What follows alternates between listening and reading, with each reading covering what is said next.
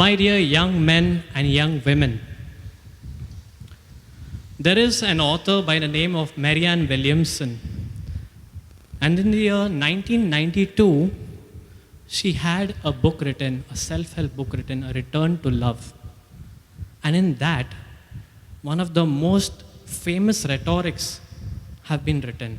It's one of the most famous passages. But it's often misattributed, and it's attributed to late Nelson Mandela. But the lines are something like this. Our deepest fears is not that we are inadequate. Our deepest fear is not that we are inadequate.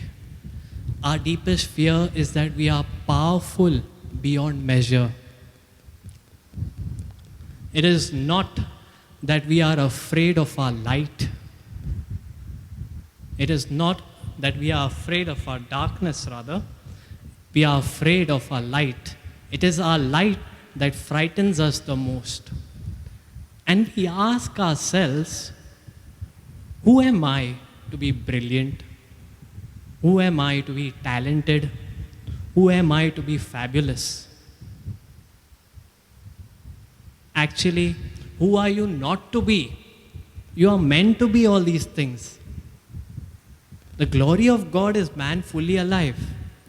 And so Marianne continues, you are a child of God, and your playing small does not serve the world.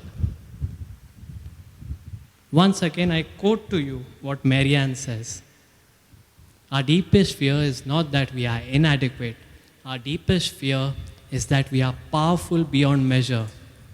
It is not the light, it is not the darkness that we are that frightens us the most. It is the light. We ask ourselves, who are we? Who am I to be powerful, to be fabulous, to be brilliant, talented? Actually, who are you not to be? You are a child of God first, and your playing small doesn't serve the world.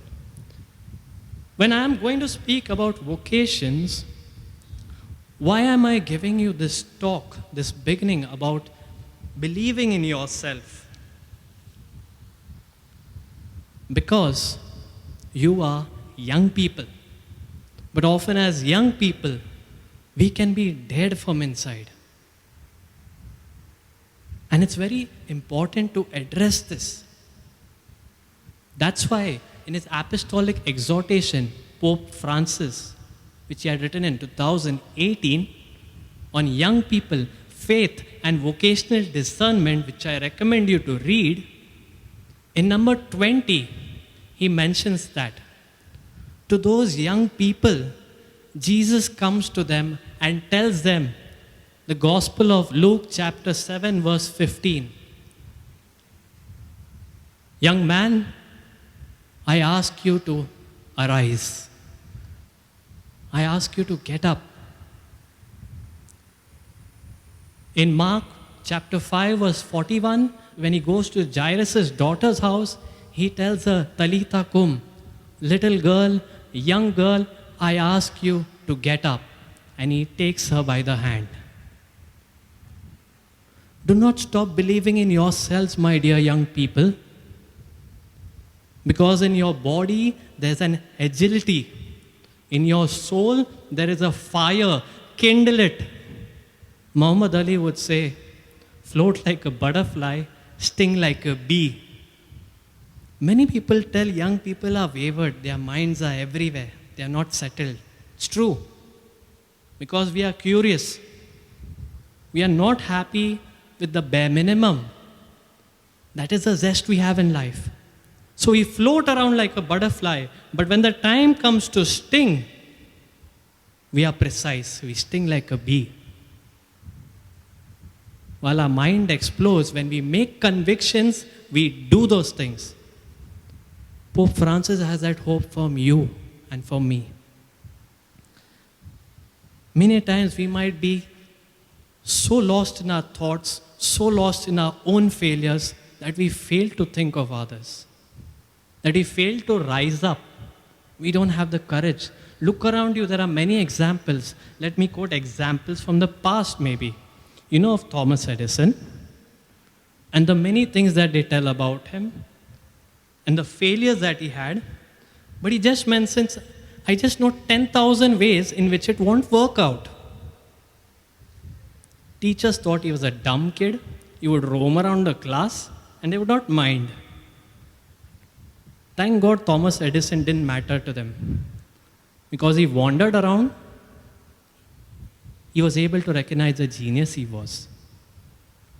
Harlan David Sanders, another person, is a 65-year-old who went around selling his fried chicken recipe and was turned down, they say, around 1,000 times. But at the ripe old age of 65, when it did become a hit, we know him as Kentucky Fried Chicken. If you go down the way from here, from Cochin to Angamali, you'll find that same Harlan David Sanders winking at you. And he's giving you a message. Don't give up on life. My dear friends, people have different capacities, but God raises them to be greater people. They are both in the past and the present. Look at David, a young shepherd boy. God raised him up to be a king. Come home, you look at a chaiwala, has a capacity to be a prime minister. And if you look at this podium, at this lectern, you see someone who was a sinner raised to be a priest. So just be amazed by how God can work in your life. Pope Francis and Christus Vivit goes on to say that isolation can sap all the energy out of us. And in this world, given by the scenario that we are in, we don't blame. We don't blame God for putting temptations into our life.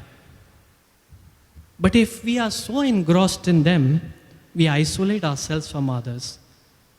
And when you are alone, your mind is indebted to sin. You want to give in to something that will please you. And when things don't go your way, you begin to grumble, you begin to become pessimistic, and you don't want to give out something to society, you don't want to serve society. But your calling, my dear friends, is to serve society. You cannot be half-hearted. How many of you are lovers of cold coffee? Obviously, yeah. You can put your hands on top. I'm not going to offer it, don't worry. Then many among you might be chai lovers like me. Yeah, a hot cup of tea, nothing like that. Okay, some are nodding in disagreement. I won't give you tea. But you see, cold coffee or a good hot cup of tea really pleases you. If you keep that aside for 20 to 25 minutes, what does it become? Lukewarm. And doesn't taste. There's no fun to it in having that drink, right? And God is someone who is as trendy as you. You may assume him to be that guy with that damn long beard who maybe takes a lot of time. He's very patient actually. But he is too trendy. So in the book of Revelations, chapter 3, verse 15 to 16, actually he's addressing 7 churches over there in the book of Revelations. Ephesus, Smyrna, Laodicea, Perga, Thyatira, and Pergamum, and Sardis. And his letter to the Laodicea, he writes that, I have seen that you are neither hot, you are neither cold. You are neither coffee, nor your tea. And because you are lukewarm, I will spit you out. So God doesn't like lukewarm cold coffee, and God doesn't like lukewarm tea. He expects all of us to be someone who are filled with an agility, with something, a hope to do something in life. And that strength to you can come from prayer, my dear friends. Often, maybe we have misunderstood the concept of prayer too. Prayer is me asking things, prayer is me deriving things from God. But prayer is much more than that. That is why sometimes it happens that you've been praying really hard, but things are not working out for you. Just today, I preached to the kids about the power of prayer. And I spoke to them about the person of David. David had sinned, and the child that he had with Bathsheba was sick and about to die. And David starts praying really hard. He removes his king's robes, puts on sackcloth, he fasts, and he sleeps on the ground and he's praying. And his officers come to him, "O king, please eat." But he declines. And on the seventh day, what happens? That child dies. The intention for which he was praying was not fulfilled. But his officers were too scared to tell him, because David was a little hard-headed too. And it's mentioned that when the kid was alive, it was so difficult to explain to David. Now that he's dead, if we tell him, God knows he might commit suicide. He might kill himself. But David heard they were doing, they were whispering. And so he asked them, "Is the child dead?" And they say, "Yes, he is dead." Contrary to what they expected, you know what David does? He removes the sackcloth, takes a nice bath, anoints himself, puts on his kingly robes again, and sits to eat. And the officers are shocked. Just now you were praying so hard for your child, and your child is dead now. How do you behave like this? And David explains, as long as he was alive, I tried to pray. But now that he is dead, he cannot come to me. The hidden meaning here, my dear friends, is David moved out of his depression. He didn't stay in that depression. He put on that he is meant to be a king. Optimism came into his life. He goes and consoles his wife Bathsheba, and he has a child called Solomon, and the Lord loves that child. Actually, he prayed for a child, but God not only gave him the child, God made David a better person. If we don't treat God like a shopkeeper, then he can make us a better person. If we only ask him for things, we are treating him as a shopkeeper. But the intention of going through suffering, of delaying, is so that you and I can become better people. Pope Francis in Christus Vivit, in number 286, would say, often we are so engrossed with this question, and we like to ask it to ourselves, who am I? Who am I? The real question you and I must ask is, for whom am I? And that answer will come to you in prayer. When you talk about the concept of a vocation, it has a Latin root, a Latin meaning, vocare. And it means to call upon, to summon, and it comes from inside. So your vocation is something that you are called upon to do from within yourself. That is that inner pull, inner zest that is asking you to be that person. And that need not be only to the priesthood or to religious life. It can be as a married person, as a bachelor, or even as a spinster. But through everything that you choose to be in future, you are serving society. We know a priest is at the service of society. We know a religious nun is at the service of society, a brother, a bishop, a pope. But even you, through being a lawyer, even you, through being a doctor, even you, through being someone in the share market, you, through being a married person, you have a duty of giving to others, serving others. Your main intention is not to earn money. In the secular terms, you call it job satisfaction. But that job satisfaction is that happiness you get when you realize your life is not about you. Your life is for someone else. When you're married, your life is primarily to your spouse and to your children. All of us have a avocation. Avocation is something that you like to do. It's like a minor hobby or an occupation. And with that liking that you have, you can come to realize what kind of a profession you want to choose, right? Someone who's really bad at painting will not hope to go into that field. Or someone who doesn't have the gift of the gab will not go for a job that requires him to speak. So in that sense too, whichever line you choose, your avocation will help you discern your vocation. And it can be either for the married life or for the religious life.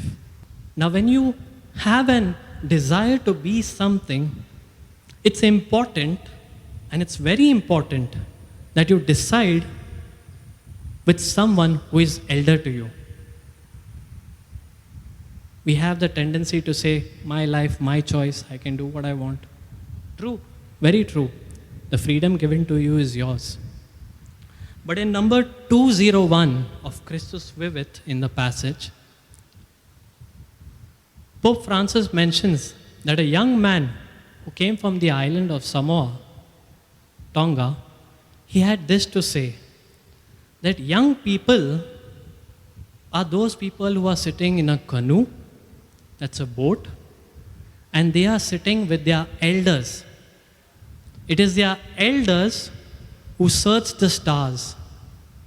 You see, I've seen the movie of Moana. You know that those people of Samoa navigate by studying the stars. And they have that rich experience. And the energy of the young people drives the canoe forward. So Pope Francis tells that you will find different kind of people, young people who are disinterested in what elders tell them, as well as elders who have given up on young people. Good for nothing. Doesn't have to be that. You have to be someone who needs someone who can study the stars. You need someone, not an astrologist, someone who has that experience. So even if I'm deciding to be a priest or a sister or a doctor or a journalist, I need someone to guide me. Accept this fact. Do not say you're self-sufficient. I know there's this auntie whose name is Google who can give you everything you want, but she can't give you experience, my dear. When you talk about the vocation that you have, and as I mentioned, your life is not about you, but giving out to others in service, the truth comes about also in married life. How do I say that? Because when I marry someone, I choose to love my spouse. I choose to love my kids. And in that time, when you make your vows, you say, in happiness, in death, in sorrow, in everything I'm yours. That time you're giving yourself completely, including that gift that you have of sexuality. And with some young people, I had this beautiful analogy to give. That when you gift someone something, it isn't right that you use that thing, then gift wrap it nicely and take. This is my gift for you. A kind heart, a right spirit would give it unused, will give it new as it is. So the gift of your sexuality, while it is yours, while it has to give you a joy, it is something you cannot abuse. You have to give it to your spouse. That's why comes again the truth. My life is not for me. It is to be laid out in service for others. While sharing my story some time back, I happened to tell that how I had to sacrifice. Rather, I had to give up the person, the woman I loved, so that I could continue in my priestly life. And someone had pity on me. How sad, Father. You cannot love now. I told to myself, that's not true. I cannot love my spouse, but my calling is to love everyone equally. Without love, I'm a useless person. So even a priest, a nun, is so dedicated to a mission that she lives her love. She gives it not just to one person, but equally to everyone. She's impartial. That is what he's expected to be, she's expected to be. I stress on this concept of sexuality because it's very important, as we are just getting used to this concept, getting to understand it as the church wants us, and we would like to explore it. Now I've spoken about how the vocation to married life is. A vocation to married life, when God created Adam, he told Adam, it's not good for you to be alone, dude. So you know what? I'm going to give you a companion. And he gives her Eve. And after that, the concept of children works in. So you understand, marriage is both for giving fruit in the form of children, as well as for companionship. So your time, your talents, your energies, that is your vocation to give to your spouse. Your job is not just to have children or not just to have companionship, but both. Now there are many who choose as a vocation to be bachelors or spinsters. And that too can be an amazing vocation. Because there are congregations in the world that accept bachelors and spinsters to live holy lives. A beautiful example I know is of Blessed Alexandrina da Costa. And I would invite you to later ask Google Auntie, who is this Blessed Alexandrina da Costa? Now I move on to the diocesan priest. We have spoken about married people, bachelors and spinsters, people who choose to remain alone all throughout their lives. And I'm going to speak to you about the priesthood now. There are diocesan priests, right? And they come directly under the bishop. And you know what is the job of a diocesan priest. It's not rather his job, it is his way of life. That he has to take care of his flock, his parish, administer the sacrament, celebrate the liturgy, be among his people, teach them the faith. And he has two important jobs of being obedient to the bishop and keeping celibacy, restraining from any sexual intercourse activity or a married life. Then there are priests who belong to congregations, to societies, like the fathers here. And they are quite many. They have been developed for different fields. By the inspiration of the Holy Spirit, their founders have decided that our forte, our charism, our avocation, our calling is for this segment of society. So when you look at Don Bosco, the Salesians are for young people, primarily for children and young people and young adults. You look at the Vincentian congregation, they are out for preaching. You look at the Jesuits, they are out for education as well as evangelization. You look at the Redemptorists, they are again good preachers. You see, every congregation among the priests and the nuns who cater to different segments of society. You know Mother Teresa too. There are Mother Teresa priests, and they cater to the destitute, the children who have no one, the old, the lepers, and those who are terminally ill. So they have found their calling because that was their inner vocare, inner vocation. I feel called because I am good with young people. I feel called because I'm good with terminally ill patients. I feel called because I'm good with education. But I don't want to do this as a secular person outside. I want to do it as a service to the Lord. And so I've become a priest. So a religious priest, apart from a diocesan priest, has to live within the rules of his congregation, has 3 public vows to live by of obedience, chastity, and poverty. Nothing I own is mine. I don't have a salary. And no one asks me in 5 years, where do you see yourself?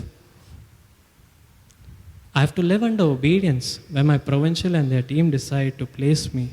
And they decide not because they are the bosses, which they literally, you could say they are, but they work with the Spirit. We believe the Spirit guides them. And the last thing of chastity is how the diocesan priest lives a celibate life. I too live a celibate life. Then we come after diocesan priests and religious priests, we come to religious sisters. Religious sisters are amazing people. What a dedication to give up the joy of motherhood and of having children, of having a married life, because they have found joy in serving others. It's not easy. And they too have various fields, and they are spread out more than the priests, and they do amazing works in the field of medicine, education, teaching, reaching out to those who are sick and destitute. And every field that you see, you know it very well. This is the calling of sisters, and they too live by these 3 public vows. We call it public vows because we don't take it in private, but we do it in front of everyone. And we do it in imitation of Jesus. Because Jesus himself chose to live an obedient life. Imagine God. It may sound so foolish. He left all that royalty and came down, chose to live as a poor carpenter's son, and chose to be condemned for the wrong reasons, and chose to die a criminal's death. Cursed is the one who dies on a tree. Look at the obedience he has to the Father, because he accepts that my life is not about me, Daddy. My life is about serving others and the path that you have chosen for me. See how he accepts his vocation. Jesus was poor, he was obedient and chaste. There's another institute, my dear friends, and we call it the Secular Institute. The Secular Institute are again anointed people who do not take public vows, but they belong to a congregation. Like Don Bosco has its own Secular Institute. Other societies, the Franciscans, have their own Secular Institute. But the thing is that they do not live in a community. They live at their own home. They live with their parents. And though they take vows in private, they do not conform to a married life. They remain single all their lives, as bachelors, as spinsters. But they serve the Lord. They help out in the charism. Suppose Don Bosco is working with young people, you'll find these secular people also working with young people. How amazing a vocation. You don't have to be a priest or a nun only to serve the Lord. As a secular person working in the field out, you can still serve the Lord. They are doctors, engineers, lawyers. You find out even among priests, it doesn't mean that priests can't be doctors. You have nuns who are doctors. You have priests who are lawyers. You have highly educated people. One of the Miss Universes in the South American countries, after winning her, after being crowned, she chose to become a nun. You see, people who are very highly educated choose to become priests. You see, people who are so gifted choose to live in a cloister. And a cloister means you never come back to the world. You live there, you spend your life praying, and you die over there. Your vocation doesn't have to be something very grand.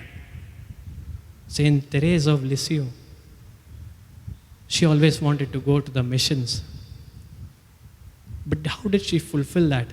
By staying in her own convent and praying for the missions. You have to find what are you gifted in. And you are gifted in, young people. You have to ask the Lord to direct you to that. After secular institutes, we come to another concept in the church that is called societies of apostolic life. Now, societies of apostolic life are again people who do not become priests or nuns. But they have that charism of that institute, they live by that rules, and they live in a community, that is, they live away from their families. So you see, secular people live with their families, they live with vows that they take privately, they don't get married. But societies of apostolic life have the same concept, but they live in communities and they offer the same service in society. So your job is to go later, check Google Auntie and tell her what is secular institutes, what are societies of apostolic life, what are the different institutes that are there in these fields. And if my calling is to serve in this way of life, my Lord, help me, that I may realize my life is not for me. My life is to serve others. Many a times we don't get the acknowledgement that we deserve, my dear friends. I quoted Marianne Williamson, and the quote that she has, many misattribute it to Nelson Mandela. And that's fine. Because why have we to hold on to so many things? If you have seen the movie Akila and the Bee, Coach Carter, in these movies, this quote is used, our deepest fear is not that we are inadequate and so on. And it's attributed to Mandela, but it is Williamson's. There's another nice poem that comes to my mind, and it is attributed to Pedro Arupe. Though I am a Salesian of Don Bosco, I like this saint of the Jesuits.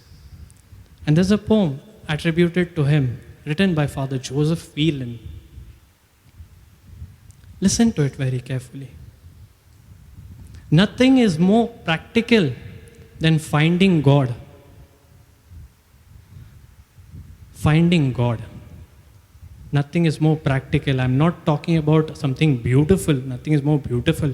Nothing is more practical than finding God, than falling in love in a quite absolute and final way. What you are in love with, my friends, what seizes your imagination will affect everything.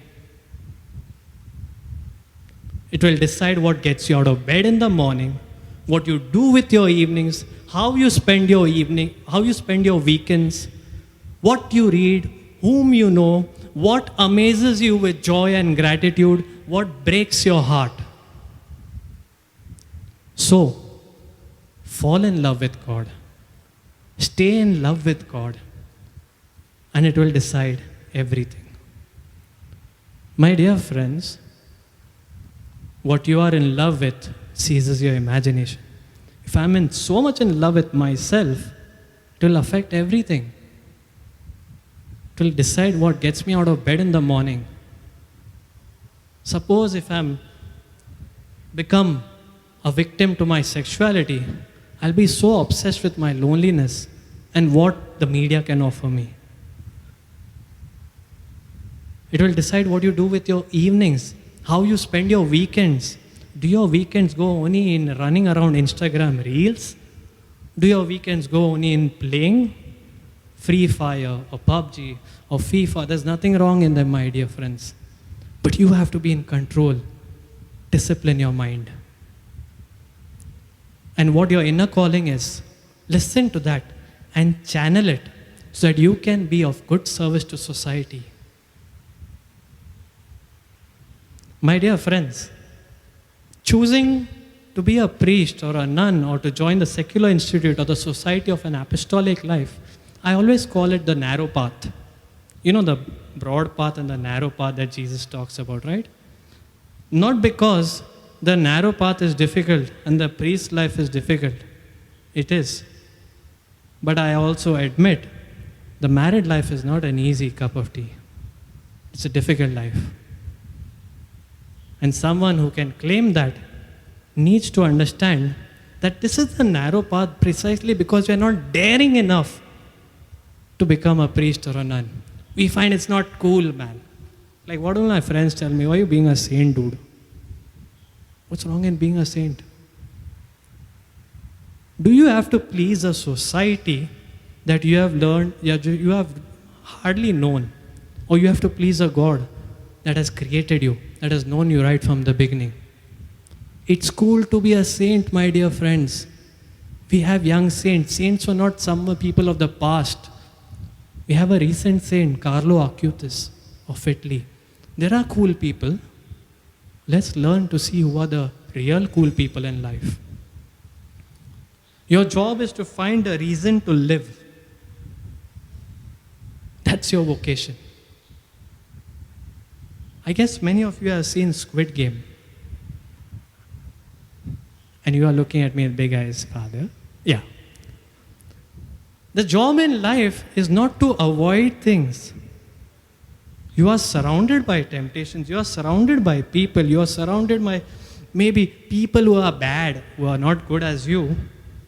But you have to find God in all things. Just because I'm struggling with something, some organ of my body, I don't chop it off. I learn how to discipline myself. And there's a story to learn in everything. Doesn't mean you get addicted to it. So in Squid Game, there's this one character, Seong Gi-hoon is the main guy, player number 456.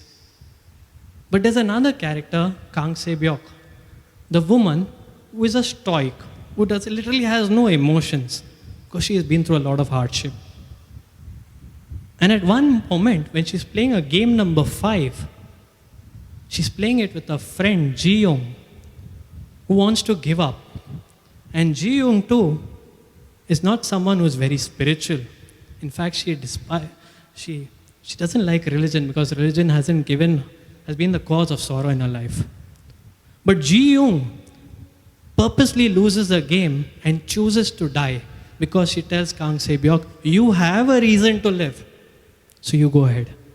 My dear people, you have a reason to live. Never think you're useless.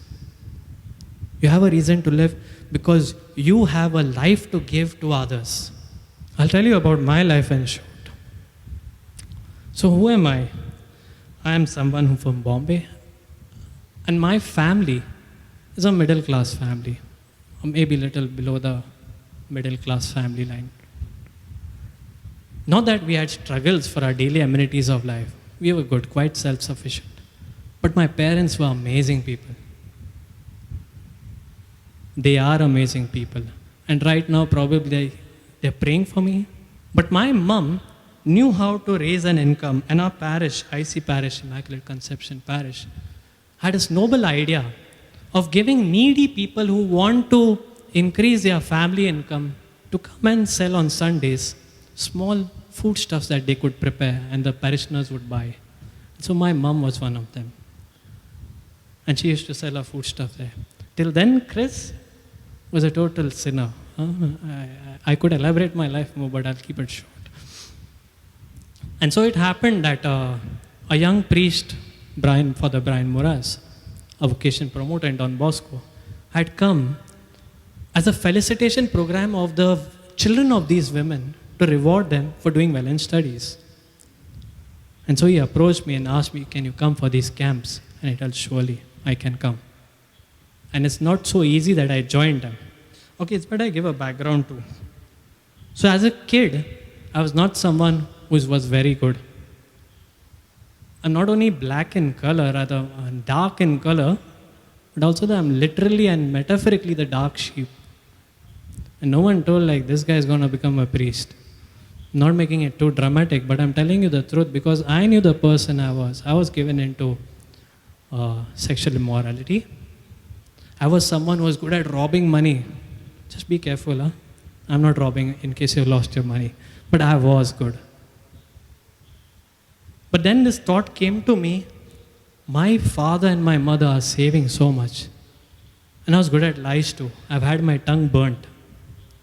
But my thought came to me in a retreat.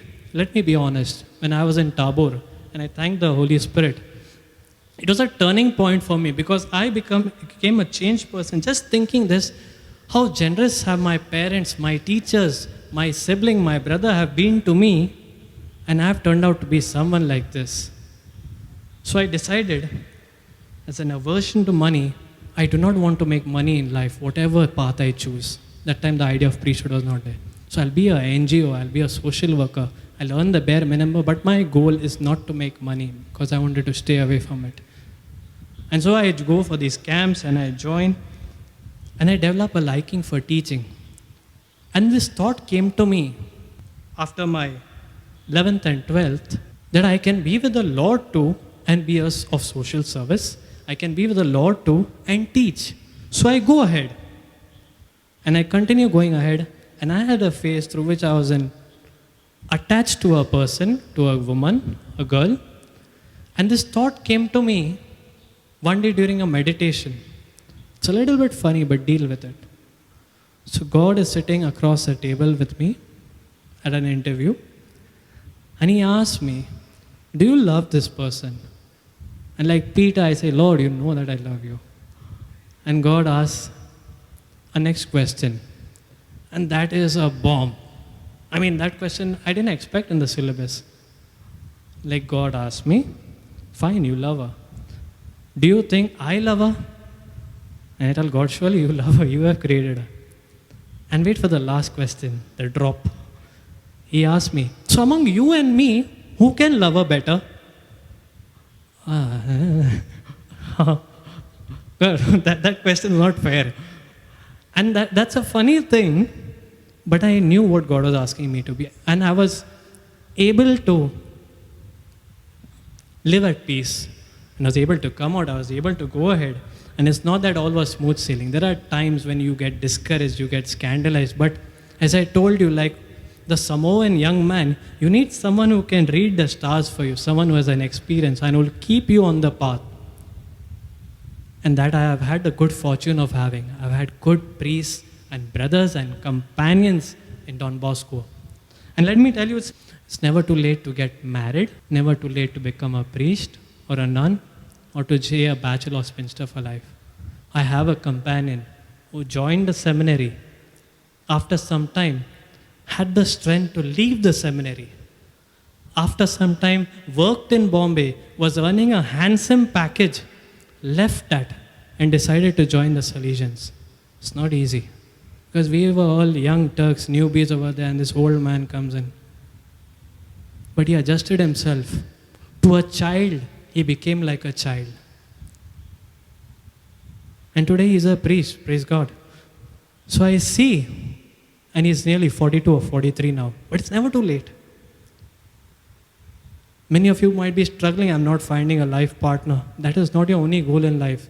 Your goal is to see how you can be of service to society and live your life. Remember, my dear friends, that God, when he made a choice for the disciples, he knew he was choosing a bunch of losers, idiots. Peter was someone who's too overexcited, like, yes, Lord, I'll do it, Lord. And after some time, like, he forgets the Lord. See, Judas was someone who was attached to money. Perhaps he had the right intentions, but the wrong means. But Jesus, knowing all this, 3 years he roamed with these losers around. And even after his death, he had to convince them. That's why he takes Peter out on a breakfast date and he tells, like every proposal, he asks, gets down on one knee after having bread and fish on the fire, Peter, do you love me? And Peter says, yes, Lord, you know I love you. And he gives him his job, his vocation. Not once, thrice he asks, do you love me? Do you love me? God wants to be your Valentine. And God wants to ask you, do you love me? If you love me, I ask you to go out in service of others. But when I end, I come back to this one single thought. That do not get discouraged. You'll find umpteen reasons to tell you, good for nothing, man. You're not going to get there. You're such a sinner. For so many years you've been struggling with it. What do you think, you're going to get out? It's not going to be like that. Always. Give time. Before giving time to God, give time to yourself. Do not hurt yourself. As my last ending lines, I would like to quote Sir Francis Drake, who had these words to say: "Disturb us, Lord." And this disturbance happens when you are in prayer. If you keep asking for God things only, and you made him a shopkeeper, when will you listen to him? And if you listen to the Lord, he won't leave you at peace. He'll disturb you, he'll poke you. You must do this, you must reach out in service. So these are Francis Drake's words. Disturb, O Lord, when we are too well pleased with ourselves. When our dreams have come true, because we have dreamed too little. When we have arrived safely to the shore, because we sailed too close to the shore. Mediocrity of life, lukewarmness. Cold coffee has become lukewarm, hot cup of chai has become lukewarm. He continues, disturb us, Lord, when with the abundance of things we possess, we have lost our thirst for the waters of life. In our efforts to build a new earth, we have allowed our vision of a new heaven to dim. This is a young man's prayer. Disturb us, O Lord, to dare more boldly, to venture into, to go into wider seas, where storms will show your mastery. Where losing sight of the land, we shall find the stars. We ask you, Lord, to push back our horizons of hopes. Make your hopes bigger. We ask you, Lord, to push back our horizons of hope and to push into the future with strength, hope, courage, and love. Francis Drake's prayer is my prayer for you. Do not dream too little. Do not be satisfied with the bare minimum. Do not gather so many things into your life that you don't have thirst for God, the thirst for others, that you're so engrossed within yourself that you don't think of others. Tears will redeem you, my friend. Because I cried at Tabor, I changed my life. That's one small difference. Judas didn't make time to cry. He gave up. His problems he thought were bigger than his God. But what did Peter do? That bluff master, he cried so much, he cried bitterly. His tears became his redemption. So if you have been on the wrong path, you're still not too late.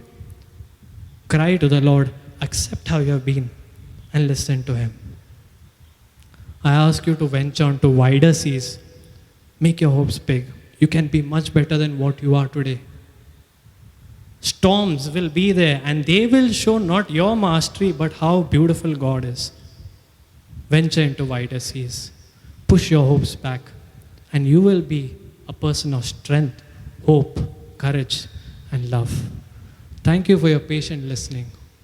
I hope what I've told you, you can reflect upon and ponder upon it